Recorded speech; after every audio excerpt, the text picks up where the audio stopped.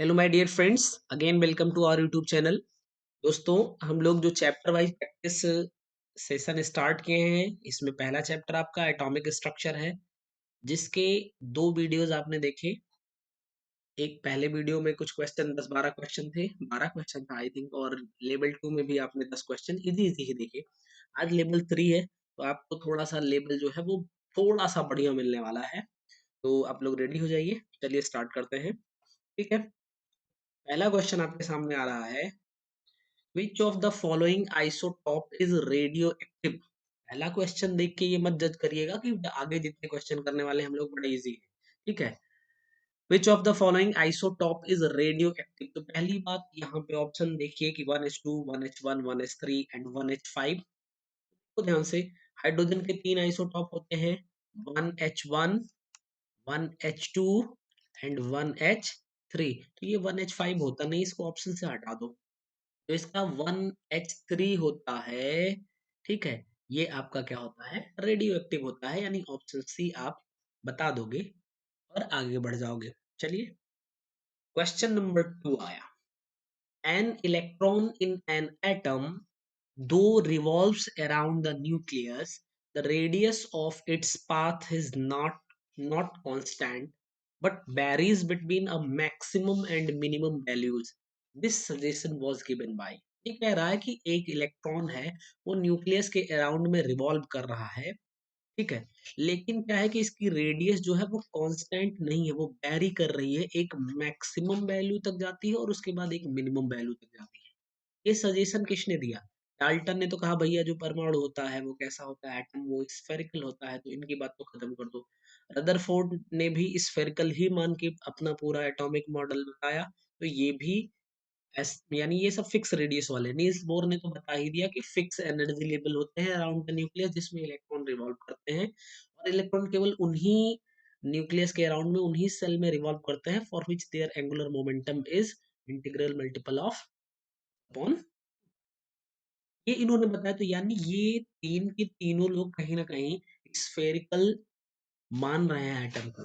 Sommerfeld महोदय ने जो बताया था, इन्होंने इलेक्ट्रिकल मॉडल को इन्होंने बताया था। तो इसमें क्या है कि वैल्यू जो होती है वो मैक्सिमम टू मिनिमम एक फिक्स वैल्यू के बीच में वेरी करती रहती हैं। So the D option will be correct. ठीक, थोड़ा सा अच्छा, इजी है लेकिन थोड़ा सा अच्छा है। क्वेश्चन नंबर 3 पे आइए। The ionization potential for hydrogen atom is 13.6 electron volt. The ionization potential for He plus is यानी हीलियम आयन is। देखिए,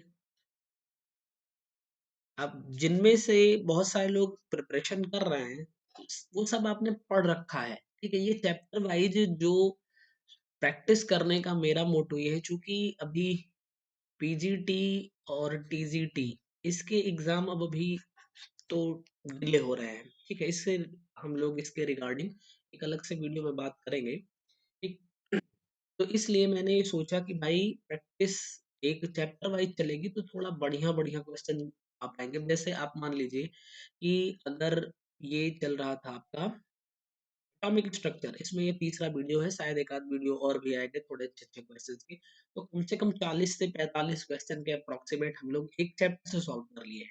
फिर ऐसे ही दूसरे पे चलेंगे, तो वो क्या है कि आपने ये देखा होगा पिछले के दो क्लासेस में, और इसमें फिर देखेंगे आप पूरे चैप्टर से, यानी कि एक चैप्टर में जितने सब टॉपिक्स आते हैं सारे टॉपिक से ये मिसलेनियस टाइप का होता है। ठीक है, तो हमें एक बार में एक चैप्टर याद करने में थोड़ा आसानी हो जाएगी। अब अगर फंस रहे हैं आप किसी क्वेश्चन में, ज्यादा फंस रहे हैं, या यहाँ किसी क्वेश्चन में आपको देख के लगा कि हाँ ये इसमें मैं फंस गया, जैसे मैंने यहाँ क्वेश्चन पढ़ा, क्वेश्चन पढ़ने के बाद आपको समझ में आ गया क्या करना है, तो फिर ठीक है। अगर आपको लगा कि आपको समझ नहीं आया कि क्या करना है, तो मैंने बताया आपको आ गई चीजें, क्योंकि आपने पढ़ रखा है पहले से, बस मैंने याद दिलवा दिया आपको। लेकिन फिर भी आप बुक ओपन करिए या फिर आप अपनी नोट्स ओपन करिए, हाँ यहाँ फंसे थे ना, जो याद नहीं आया था उसको एक बार फिर से रिकॉल करिए। ठीक है, तो क्या होगा, वो चीजें आपके दिमाग में फिर रुकने लगेंगी। पढ़े हैं, En is equal to -13.6 into Z square by n square की बात करें, देखिए यहाँ पे अगर आप हाइड्रोजन के लिए बात करोगे तो Z की वैल्यू 1 होती है और N की वैल्यू हाइड्रोजन के लिए भी 1 ही होगी और यहाँ He प्लस के लिए भी 1 ही होगी। ठीक है, क्योंकि एक ही जब एक इलेक्ट्रॉन यहाँ से निकल गया तो एक ही ऑर्बिटल में सॉरी ऑर्बिट बची हुई है, तो डायरेक्टली आप 13.6 इंटू जेड की वैल्यू यहाँ पे आप रख दो। जेड मतलब एटॉमिक नंबर, तो हीलियम का एटॉमिक नंबर 2, 2 का स्क्वायर कर दोगे और ये आ जाएगा आपका 4, 13 चौको 52 और 6 चौको 24, यानी कि 54.4 इलेक्ट्रॉन वोल्ट बन जाएगा, यानी ए ऑप्शन हो जाएगा। आप ऐसे भी कर सकते हो कि इसको आप फॉर हाइड्रोजन के लिए ये करो और यहाँ पे कर लो कि for hydrogen E H is equal to -13.6 Z H square upon n H square n square, और फिर एच ई प्लस के लिए आप देखो 13.6, ये 13.6 ना करो, इसको मान लो z h e square upon n square. N से एन कैंसिल होके फिर भी वही रिजल्ट आने वाला है इसका आपका। ठीक है, तो आप कहीं भी हाइड्रोजन एटम का एक 13.6 आ रहा है और उसी से Z square by n square में मल्टीप्लाई कर दोगे तो आपको रिजल्ट सेम मिल जाएगा। ये ऑप्शन आपका सही हो जाएगा। ठीक है, चलिए नेक्स्ट क्वेश्चन पे चलेंगे। क्वेश्चन नंबर 4 क्या है? The difference in angular momentum of the electron in two adjacent orbits of hydrogen atom is, यानी कि अभी आपका बोरबरी से रिलेटेड आ गया कॉन्सेप्ट। कह रहा है हाइड्रोजन एटम की जो टू एडजेसेंट ऑर्बिट्स होंगी इलेक्ट्रॉन के लिए, उनमें एंगुलर मोमेंटम क्या होगा। मान लीजिए कि ये है न्यूक्लियस, ये पहली ऑर्बिट हुई और ये दूसरी ऑर्बिट हुई। समझिएगा, पहली ऑर्बिट के लिए हम कह रहे हैं एन एच अपॉन 2 पाई हुआ, दूसर की ऑर्बिट के लिए हम कह ले रहे हैं एन से ज्यादा होगा, यानी एन प्लस 1 एच अपॉन 2 पाई। भाई देखो, अब आप इसको एन प्लस 1 एच अपॉन 2 पाई में से एन एच अपॉन 2 पाई को हटा दो, जरा देखो एन एच अपॉन 2 पाई और यहाँ एन एच अपॉन 2 पाई हट जाएगा, लेकिन आपका बचेगा कितना, एच अपॉन 2 पाई आपका बन जाएगा, यानी बी ऑप्शन आपका सही हो जाएगा, एच अपॉन 2 पाई। यहाँ पे डी ऑप्शन में एन एच अपॉन 2 पाई भी लग रहा है, किसी ने थोड़ी सी जल्दबाजी दिखाई तो हो सकता है कि वो एन एच अपॉन 2 पाई को लगा दे, तो आप बहुत छोटी सी गलती में और गलत कर जाओगे। ठीक है, तो यहाँ पे एच अपॉन 2 पाई का डिफरेंस होता है बिटवीन, यानी टू एडजेसेंट, कहीं भी यहाँ से हो चाहे इसके आगे की नेक्स्ट हो, तो टू एडजेसेंट ऑर्बिट्स के बीच में जो आपका एंगुलर मोमेंटम का डिफरेंस होगा वो एच अपॉन 2 पाई का होगा। चलिए क्वेश्चन नंबर 5 पे आएंगे। The maximum number of electrons in an atom having quantum number as n is equal to 4 and m is equal to plus 1 is. अब देखिए n इज इक्वल टू 4 का मतलब हो सकता है, यहाँ पे हम कह दें 4s भी हो सकता है, 4p हो सकता है, 4d हो सकता है, 4f हो सकता है। मगर देखिए यहाँ पे एक ही ऑर्बिट होता है, सॉरी ऑर्बिटल होता है, तो इसके लिए जो m की वैल्यू है वो 0 हो जाएगी। p में आओगे तो p में आपको 3 ऑर्बिटल मिलेंगे, यानी कि m is equal to plus 1 का ऑर्बिटल आपको मिल जाएगा 1। डी में भी आपको m is equal to plus 1 का कितना मिल जाएगा, एक ऑर्बिटल, तीनों में यही मिलने वाला है। और f में भी m is equal to plus 1 का एक ऑर्बिटल मिलेगा, तो total n is equal to 4 और m is equal to plus 1 के लिए आपको जो ऑर्बिटल्स मिल रहे हैं वो 1 प्लस 1 प्लस 1 3 ऑर्बिटल्स मिल रहे हैं, और एक ऑर्बिटल में 2 इलेक्ट्रॉन एग्जिस्ट कर सकते हैं, means 3 to the 6 electron maximum present हो सकते हैं। That's why a option is correct. चलिए नेक्स्ट क्वेश्चन पे चलेंगे। क्वेश्चन नंबर 6 है the maximum number of electron in an atom for which the sum of their principal and azimuthal quantum number equals to 3 can be. अब देखिए एक चीज, इसने maximum number of electron पूछा है किसी एटम में, कहाँ पे, जहां पे प्रिंसिपल क्वांटम नंबर यानी n और एजीमुथल क्वांटम नंबर यानी कि l, इनका सम जो बने वो 3 बन जाए। अब जरा ध्यान से देखिए, अगर हम n इज इक्वल टू 3 कह ले और l की वैल्यू 0 कह ले तो एक पॉसिबिलिटी ये हो सकती है, n इज इक्वल टू 2 कह लें, l इज इक्वल टू 1 कह लें तो एक पॉसिबिलिटी ये हो सकती है। ठीक है, और फिर आपका n इज इक्वल टू 1 कह लें हम और l इज इक्वल टू 2 कह लें तो ये पॉसिबिलिटी हो नहीं सकती। केवल दो पॉसिबिलिटी निकली, जिसमें ये आएगा आपका 3s के लिए और ये आएगा जिसको आप 3s2 मैक्सिमम कह सकते हो, और ये आपका आ जाएगा यानी n2p6। तो मैक्सिमम कितने इलेक्ट्रॉन्स यहाँ पे हो जाएंगे, दोनों को ऐड कर दो, 6 2 8 इलेक्ट्रॉन यहाँ पे मैक्सिमम प्रेजेंट हो सकते हैं। आई होप कि समझ में आ गया होगा। क्वेश्चन आसान आसान है क्योंकि आप ये चैप्टर पढ़े हैं, अच्छे से जानते हैं, ठीक है। लेकिन क्या है कि क्वेश्चन थोड़ा सा जब इस टाइप के आप देखे होते हैं तो आपको टाइम कम लगता है एग्जाम में, पहली बात। दूसरी बात क्या है कि जब आप एग्जाम में होते हो तो थोड़ी जल्दी होती है और इसलिए कभी कभी एक आध वर्ड मिस हो जाते हैं यहाँ पे पढ़ने में और फिर वो क्वेश्चन गलत करवा देते हैं।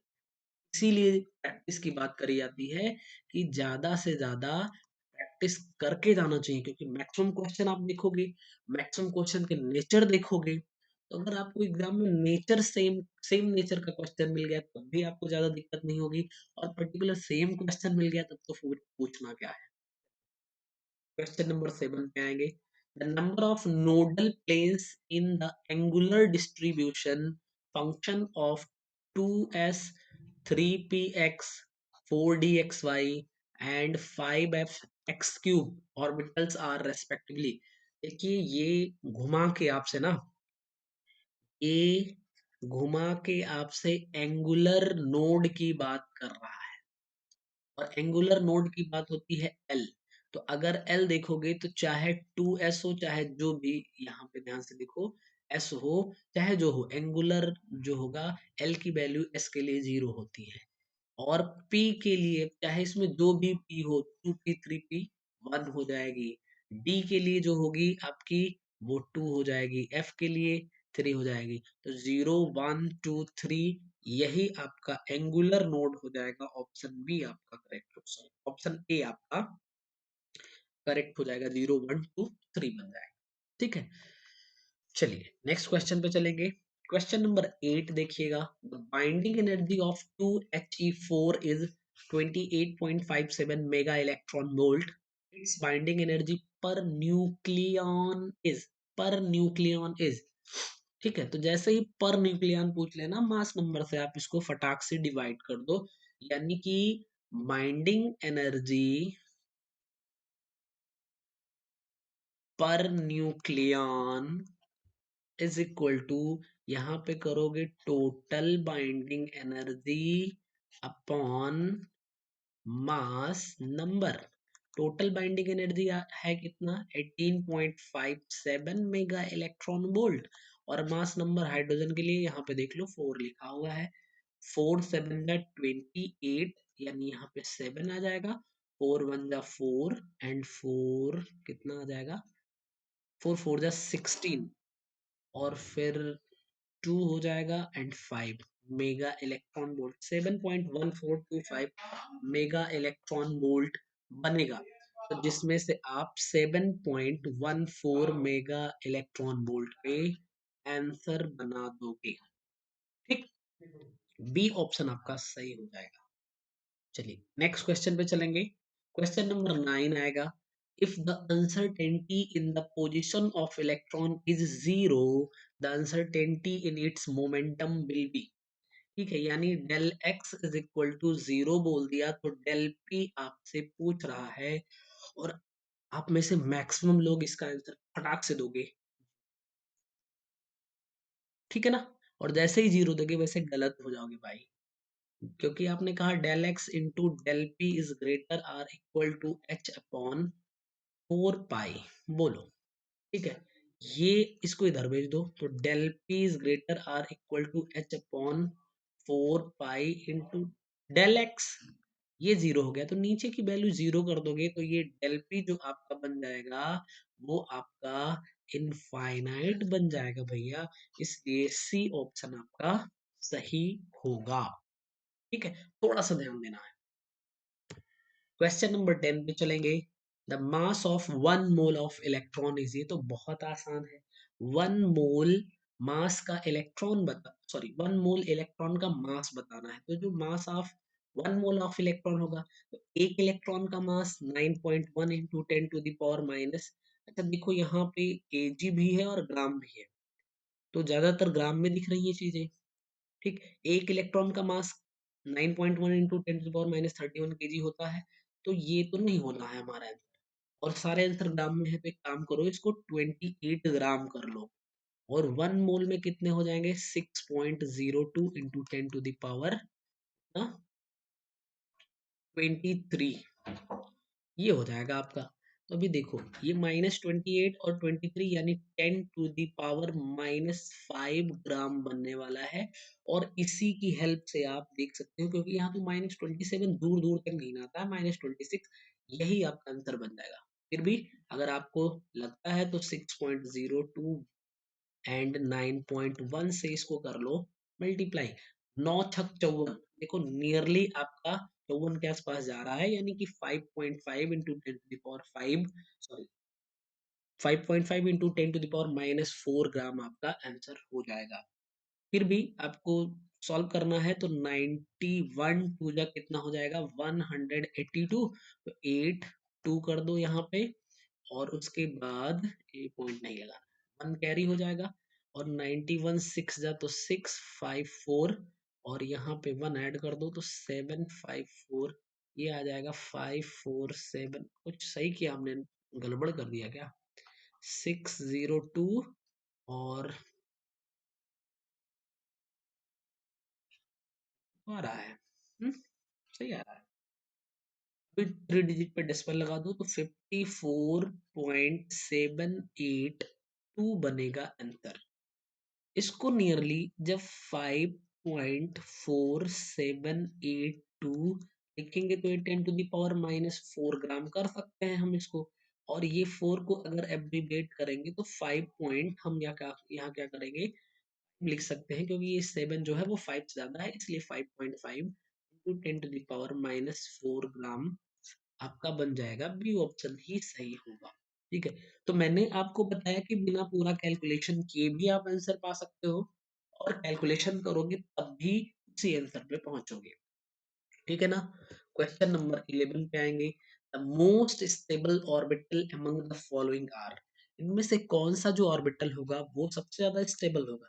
तो हमें पता है कि एक फुलफिल्ड इलेक्ट्रॉनिक कॉन्फ़िगरेशन, ठीक है, और दूसरा क्या, हाफ फिल्ड इलेक्ट्रॉनिक कॉन्फ़िगरेशन, ये सबसे ज्यादा स्टेबल होते हैं। अगर P2 की बात करो तो ये हाफ फील्ड है ही नहीं, P3 तो हाफ फील्ड है, तो इसका मतलब ये सबसे ज्यादा स्टेबल।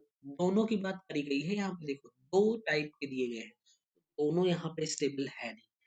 P4 एंड D4 ये भी स्टेबल नहीं है। P3 यानी P3 एंड D5, ठीक है भाई, P में आपके 3 ऑर्बिटल्स होते हैं, सब में एक एक, यानी हाफ फील्ड इलेक्ट्रॉनिक कॉन्फ़िगरेशन। और डी में भी आपका हाफ फील्ड इलेक्ट्रॉनिक कॉन्फ़िगरेशन बन गया है। इसका मतलब यहाँ पे जो दोनों कॉन्फ़िगरेशन है वो आपके हाफ फील्ड है, यानी कि ज्यादा स्टेबल है। इसमें बात कर लो तो ये हाफ फील्ड है मगर ये हाफ फील्ड नहीं है, means c will be the right answer. ठीक, चलिए क्वेश्चन नंबर 12 पे चलेंगे। How much oxygen can be obtained from 90 kg of water? ये आपके सब प्रीवियस ईयर में क्वेश्चन पूछे गए हैं। आप लोगों ने अगर प्रीवियस ईयर सॉल्व किया होगा, ये आपका 2021 का, 2016 का, 2013 का, मैक्सिमम क्वेश्चन इन तीनों में आपको यहाँ से मिलेंगे। ठीक है, तो अभी बात करते हैं इसकी, कैसे, देखिए H2O का जो आपका टोटल मॉलिक्यूलर मास आ जाएगा वो आ जाएगा 18 ग्राम का। 18 में ऑक्सीजन का 16 हो जाएगा, 16 ग्राम, यानी हम कह सकते हैं 18 ग्राम H2O से हमें 16 ग्राम ऑक्सीजन मिलने वाला है। तो अगर 1 ग्राम से यहाँ पे बात करेंगे तो कितना आ जाएगा? 16/18 ग्राम O। और फिर इसने 90 केजी से बात किया है तो 90 केजी से हम यहाँ पे मल्टीप्लाई कर देंगे 90 केजी मल्टीप्लाइड बाई 16/18। ठीक, अभी इसको ग्राम को हम हटा देते हैं यहाँ से, क्यों? क्योंकि यहाँ पे हम केजी ले आए हैं तो यहाँ भी केजी रहेगा। तो देखिए 18 पंचे 90 यानी 50 आ जाएगा और 16 पंचे 80, ये आपका आ जाएगा केजी। ठीक, अगर केजी हटाएंगे डायरेक्टली ऐसे नहीं तो जीरो वगैरह वो हटेगा तो आपका 80 केजी क्या है आंसर बनेगा। वो आप समझ रहे होंगे, मैंने पूरा एक एक जीरो हटा के नहीं बताया है। 80 केजी आपका आंसर बन जाएगा। आगे बढ़ते हैं, क्वेश्चन नंबर 13 पे आएंगे। Correct form of Schrödinger's wave equation is. Schrodinger wave equation जो है वो काफी इजी होता है, आप जानते हो क्या? लैप्लासियन ऑपरेटर का square psi plus 8 pi square m upon h square and e minus b psi equal to 0 बनता है। तो यहाँ पे तो इसने डेल स्क्वायर ले लिया, पहला ऑप्शन आपका हट गया, डेल स्क्वायर ले लिया हट गया, डेल स्क्वायर ले लिया हट गया। ठीक, बाकी देखिए केवल एक चीज पकड़ो, पहले सब में चेक कर डालो। यहाँ पे देखो ये चीज बिल्कुल सेम है और यहाँ पे ये थोड़ा एच स्क्वायर नहीं किया, यहाँ पे बाकी चीजें सब ठीक है, यानी डी जो होगा वो हमारा आंसर बन जाएगा। फाइन, आसान है, यानी ये तो आपको डायरेक्ट याद रखना चाहिए, तो याद रखिएगा अच्छा रहेगा, क्योंकि कभी कभी direct question Schrödinger's wave equation से ऐसे ही पूछ लिया जाता है कि इक्वेशन क्या होगा। चलिए क्वेश्चन नंबर 14 है और मैच द फॉलोइंग इसमें आपको, यानी कि ये आपका लास्ट क्वेश्चन है। लास्ट क्वेश्चन, यहाँ पे ऑप्शन नहीं है, बस आपको मैच करना है। ऑप्शन होते हैं तो थोड़ा मैच करने में भी आसानी हो जाती है। तो डी ब्रॉगली वेव इक्वेशन आप जानते हो, lambda is equal to h upon m b, तो फटाक से यहाँ से मैच कर दोगे। बोवर्स इक्वेशन, मान लीजिए आपको थोड़ा सा फंसने की बात है, फिर भी आप फंसोगे नहीं, यहाँ पे एन एच अपॉन 4 पाई होता है और वहीं से सारे एनर्जी की वैल्यू निकलती है, रेडियस की, यानी ई एन जिसको कहते हो, आर एन जिसको कहते हो, वेलोसिटी कहते हो, यानी यहाँ पे आपको एनर्जी के फॉर्मेट में दे दिया है, तो ये बोर इक्वेशन आप उसको बोल सकते हो। ठीक है, Heisenberg uncertainty principle del x into del p greater or equal to 4 pi, sorry h upon 4 pi, और परमिटिविटी फैक्टर जो है वो 4 पाई एप्सिलॉन नॉट को परमिटिविटी फैक्टर बोलते हैं। तो ये आपका मैच करने का होगा। अगर ऑप्शन मिलेगा यहाँ पे तो आपको कुछ ऐसे टाइप का मिल जाएगा कि यहाँ पे ए लिखा है, बी लिखा है, सी लिखा है, डी लिखा है, और फिर यहाँ पे आपको ऑप्शन दे देगा ए बी सी और डी। तो आपका जो करेक्ट मैच वाला होगा वो हम लिख लेते हैं। ए को हम लोगों ने मैच कराया 4 से, तो इसके नीचे 4 कर देते हैं। बी को हम लोगों ने मैच कराया 3 से, तो इसके नीचे 3 कर देते हैं। फिर सी हमारा हो गया 1 से, और फिर डी हो जाएगा 2 से। तरीके से आपका जो करेक्ट मैचिंग वाला होगा वो, अगर ऑप्शन होगा आपके पास तो उसको आप फटाक से ऐसे ही कर लोगे। ठीक है, बल्कि ऑप्शन देने पे तो थोड़ा एलिमिनेशन भी लग जाता है। आज हम लोगों ने 14 क्वेश्चन कंप्लीट किया। सॉरी, तो क्या है कि अभी अब हम लोग क्या करेंगे, इसको यहीं पे कंप्लीट करते हैं और फिर नेक्स्ट वीडियो में मिलेंगे हम लोग। तब तक के लिए आप सभी लोग अच्छे से पढ़ाई करते रहिए। Thank you very much.